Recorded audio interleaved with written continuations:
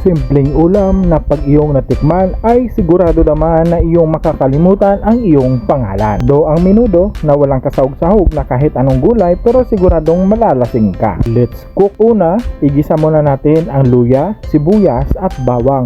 Hintayin lamang natin ito na mag golden brown at lumabas ang kanyang aroma. After that, pwede na natin igisa ang ating pork meat at ang pork liver. Gisa-gisahin lamang natin ito ng mabuti bago natin ito takpan at hintayin natin ito na kumulo. Kapag kumulo na ito, halukayin lamang natin ito para hindi dumikit sa kawali ang ating mga karne. Pagkatapos, pwede na natin ito takpan muli at hintayin na kumunti o matuyo ang kanyang sabaw. Kapag kunti na ang sabaw niya at nagmamandika na, pwede na tayo maglagay dito ng ating liver spread, tomato sauce at ketchup. Hindi na rin pala ako dito naglagay ng tomato paste. Naglagay na rin ako dito ng grape wine, chili flakes para may kunting sipa, black pepper na durog at powdered, at maglagay na rin tayo ng asin. At ang lahat ng mga ingredients na nilagay ko ay tansyahan na lamang. Ganun talaga kapag sanay ka na magluto dahil ang lahat ng mga nilalagay mo ng mga sangkap ay tansya-tansyahin mo na lang. Hindi na rin pala ako naglagay ng gulay dito katulad ng carrots at ng patatas dahil hindi rin naman yan nakakain. Tikman muna natin ito kung tama na ba ang kanyang lasa, pero kung kulang pa,